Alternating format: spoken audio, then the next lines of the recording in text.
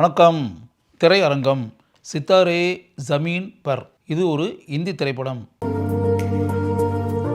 இந்த திரைப்படத்தினுடைய கதாநாயகனாக நடித்திருப்பவர் அமீர் கான். அமீர் கான் தன்னுடைய சொந்த பட நிறுவனமான அமீர் கான் புரொடக்ஷன்ஸ் என்ற பேனரில் இந்த திரைப்படத்தை தயாரித்திருக்கிறார். இந்த திரைப்படத்தினுடைய இயக்குனர் ஆர்.எஸ். பிரசன்னா. இவர் இதற்கு முன்பு கல்யாண சமையல் சாதம் என்ற தமிழ் திரைப்படத்தை இயக்கியவர். இந்த திரைப்படம் 2018ஆம் ஆண்டு திரைக்கு வந்த ஸ்பானிஷ் மொழி திரைப்படமான சாம்பியன்ஸ் என்ற திரைப்படத்தின் கதையை அடிப்படையாக வைத்து எடுக்கப்பட்டிருக்கக்கூடிய திரைப்படம். இந்த படத்தில் குல்ஷன் அப்படின்ற கதாபாத்திரத்தில் அமீர் கான் நடிச்சிருக்காரு. அமீர் கான் ஒரு கல்வி நிறுவனத்தில் விளையாட்டு பயிற்சி நடைபெற்று கொண்டிருக்கக்கூடிய இடத்தில் பேஸ்கெட்பால் கோச்சருக்கு உதவியாளராக இருக்கிறார். அப்படி இருக்கக்கூடிய அவர் பேஸ்கெட்பாலுடைய கோச்சராக இருக்கக்கூடிய மனிதருடைய செயல்கள் அப்படின்றதுல அதில் பல விஷயத்தில் அவருக்கு உடன்பாடு கிடையாது. அந்த கோச்சர் சரியாக கோச் பண்ணவில்லை, இன்னும் கொஞ்சம் சரியாக வழிகாட்டினார்னா அந்த அணி நிச்சயமாக வெற்றி பெறும், அவர் தவறுதலாக வழிகாட்டி கொண்டிருக்கிறார் அப்படின்ற மாதிரி உணரக்கூடிய அமீர் கான் அவர் கூட சண்டை போட்டு மோதல் உண்டாகி அவரை அமீர் கான் தாக்கி விடுகிறார். இந்த விஷயம் மேலிடத்திற்கு சென்று அவர் மேலே விசாரணை நடத்தப்பட்டு அவருக்கு தண்டனை கொடுக்க வேண்டும் அப்படின்றதுக்காக அவங்க என்ன செய்கிறாங்க அப்படின்னா, மன ரீதியாக பாதிக்கப்பட்ட 10 பேர் ஒரு கல்வி நிறுவனத்தில் இருக்கிறார்கள். அவர்களுடைய கூடைப்பந்து பயிற்சியாளராக குல்ஷன் இருந்து கொண்டு அவர்களை பார்த்து கொள்ள வேண்டும். அது ஒரு வகையில் ஒரு சமுதாய கடமை அப்படின்றது மாதிரியும் ஒரு பக்கம் இருக்கும், இன்னொரு வகையில் அவருக்கு தண்டனை கொடுத்தது மாதிரியே இருக்கும் அப்படின்னு சொல்லிட்டு அமீர் கானுக்கு அப்படிப்பட்ட விதியை கூறுகிறார்கள். கூடைப்பந்து விளையாடுவதில் ஆர்வமாக இருக்கக்கூடிய 10 பேர் அவர்களை வழிநடத்தி படிப்படியாக பல பயிற்சிகளை கொடுத்து அவர்களை நன்கு ஆட வைத்து எப்படி அவர்களுடைய கூடைப்பந்து விளையாட்டு உலகம் அப்படின்னு இருக்கு இல்லையா, அதில் அவர்கள் அனைவரையும் உயர்வை நோக்கி எப்படி தன்னுடைய கடுமையான முயற்சிகளின் மூலம் அமீர் கான் கொண்டு செல்கிறார். அந்த 10 பேரையும் எந்த அளவிற்கு ஆழமாக புரிந்து கொண்டு அமீர் கான் செயல்படுகிறார். அதன் மூலம் மைனஸாக இருந்த அவர்கள் எப்படி படிப்படியாக ப்ளஸ்ஸாக மாறுகிறார்கள். பல போட்டிகளிலும் கலந்து கொண்டு எப்படி அவர்கள் வெற்றி வாகை சூடுகிறார்கள். அவர்கள் அந்த அளவிற்கு வெற்றி பெறுவதற்கு அமீர் கானுடைய திட்டம், அமீர் கானுடைய ஆழமான பிளானிங் உதவுகிறது.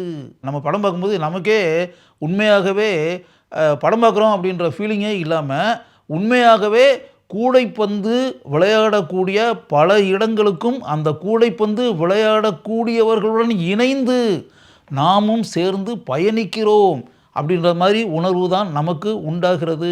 காரணம், அந்த கூடைப்பந்து விளையாடக்கூடிய அந்த 10 பேர் இருக்காங்கள்ல, அவங்க எல்லாமே நார்மலான பீப்புள் இல்லை, நரம்பு மண்டலம் பாதிக்கப்பட்டவர்கள், நியூராலஜி அப்படின்றோம்ல, மன ரீதியாக பாதிக்கப்பட்டவர்கள், சரீர ரீதியாக அவங்களுக்கு பல குறைகள் இருக்கின்றன.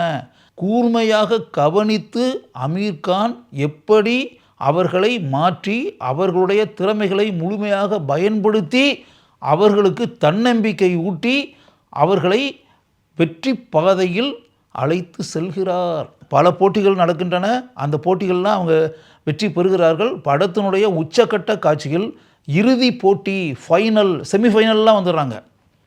இறுதி போட்டி ஃபைனலுக்கு போகும்போது மட்டும் அந்த இடத்தில் அந்த அணிக்கு தோல்வி கிடைக்கிறது.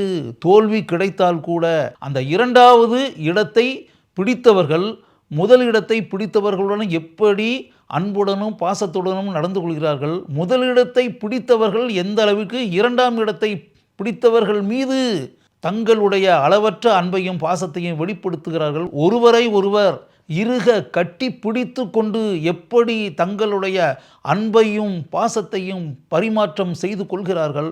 ஒருவரை ஒருவர் எந்த அளவிற்கு திறமைசாலிகளாக மனதில் நினைத்து மரியாதை கொடுக்கிறார்கள், மதிக்கிறார்கள் அப்படின்றது இல்லையா, அது உண்மையாகவே படம் பார்த்துக்கிட்டு இருக்க நமக்கே எப்படிப்பட்ட உயர்ந்த குணங்கள் இவர்களிடம் இருக்கின்றன அப்படின்ற மாதிரி ஆச்சரியம்தான் நமக்கு உண்டாகும். படத்தில் இந்த அளவிற்கு அவர்களை வளர்த்து முன்னேற்ற பாதையில் கொண்டு வந்த மிகப்பெரிய பங்கு அமீர்கான் ஏற்று நடித்த அந்த குல்ஷன் கதாபாத்திரத்திற்கு இருக்கிறது என்பதை அனைவராலும் புரிந்து கொள்ள முடிகிறது. அமீர்கானை முழு மனதுடன் நமக்கு பாராட்ட தோன்றுகிறது. அந்த மேட்செல்லாம் முடிஞ்ச பிறகு அமீர்கான் கூடைப்பந்து விளையாடிய அனைவருடைய திறமைகளையும் நன்கு பயன்படுத்தி அவர்களுக்கு வாழ்க்கையில் தன்னம்பிக்கையை ஊட்டி மிகப்பெரிய உயரத்தை நோக்கி அவர்களை பயணிக்க வைத்திருக்கிறார் என்பதை உணர்ந்து கொண்ட மேல் அதிகாரிகள் தாங்கள் ரத்து செய்த அந்த உத்தரவை வாபஸ் வாங்கி கொண்டு மீண்டும் அதே பணியில், ஏற்கனவே இவருக்கு சீஃபாக இருந்தார்ல, அவர் ரிட்டையர்ட் ஆகி போகிறாரு, அதனால் அந்த இடத்தில் அமீர்கானை அமர வைத்து அப்படின்ற மாதிரி உத்தரவு கொடுக்கப்பட்டு அதை முழு மனதுடன் ஏற்கனவே இவருக்கு சீஃபாக இருந்தார்ல அந்த கூடைப்பந்து பயிற்சியாளர், அவரே கைகுலுக்கி அமீர்கானை பாராட்டி, இந்த ஃபைனல் மேட்ச் நடக்கும்போது அவரும் அங்கே உட்காந்துருப்பார், உட்காந்து பார்த்து ரசித்து எந்த அளவிற்கு அமீர்கான் அவ்வளவு பேரையும் முன்னேற்றி கொண்டு வந்திருக்கிறார் அப்படின்றத மனப்பூர்வமாக வெளிப்படையாக கூறி அவர் பாராட்டுவார். அந்த உச்சக்கட்ட காட்சியில் இன்னொரு அருமையான காட்சி இருக்குது. அந்த காட்சியில் தனக்கு பின்னால் பொறுப்பிற்கு வந்திருக்கக்கூடிய இளைஞரை பார்த்து அமீர்கான் சொல்வார், அதாவது ஒரு விஷயம் நீங்கள் புரிஞ்சுக்கிற வேண்டிய விஷயம் என்னென்னா, இவங்க மன ரீதியாக பாதிக்கப்பட்டவங்களாக இருக்கலாம், இருந்தால் கூட எல்லார்ட்டையுமே மிகப்பெரிய திறமைகள் இருக்குது. இந்த திறமைகளையெல்லாம் தாண்டி எல்லார்ட்டையுமே தனிப்பட்ட முறையில் மிகப்பெரிய உயர்ந்த குணங்கள் இருக்கின்றன.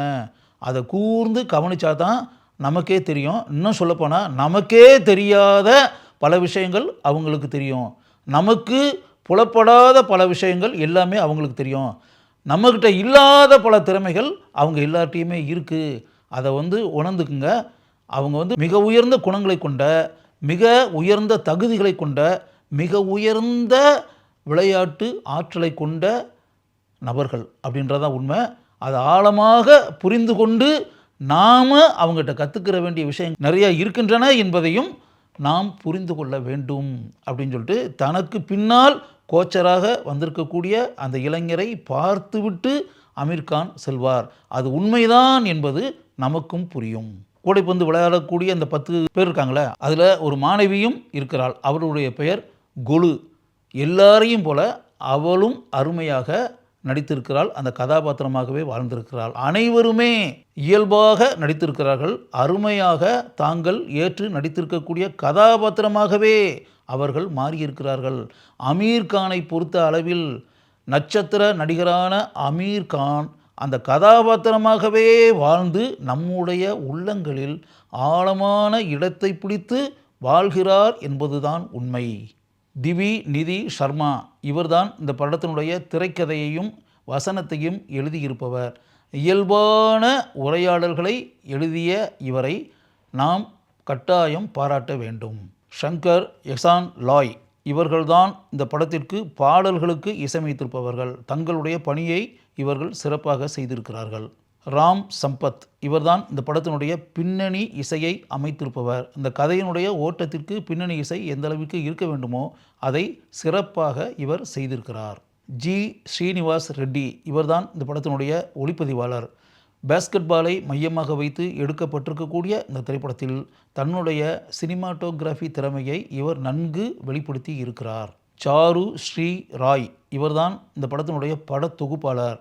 சிறிது கூட போரடிக்காத அளவிற்கு தன்னுடைய படத்தொகுப்பு திறமையை வெளிப்படுத்தி கதையினுடைய ஓட்டத்திற்கு இவர் சிறப்பு சேர்த்திருக்கிறார். கூடைப்பந்து விளையாட்டை மையமாக வைத்து அந்த விளையாட்டை விளையாடக்கூடியவர்கள் மனரீதியான பாதிக்கப்பட்ட இளம் தலைமுறையைச் சேர்ந்தவர்கள் என்பதையும் அந்த இளம் தலைமுறையைச் சேர்ந்தவர்களுக்கு தன்னம்பிக்கை ஊட்டி வாழ்க்கையில் வெற்றி பெற வேண்டும் என்பதற்காக தன்னுடைய பணியை கடுமையாக செய்து அவர்களுக்கு உற்சாகம் அளிக்கக்கூடிய உயர்ந்த கதாபாத்திரத்தில் அமீர்கானை நடிக்க வைத்தும் இப்படிப்பட்ட முயற்சியில் ஈடுபட்டு ஒரு மாறுபட்ட திரைப்படமாக சித்தாரே ஜமீன் பர் என்ற இந்த திரைப்படத்தை இயக்கிய RS பிரசன்னாவையும் இந்த சிறந்த கதாபாத்திரத்தில் நடித்ததோடு நிற்காமல் இந்த திரைப்படத்தை சொந்தத்தில் தயாரிக்கவும் செய்த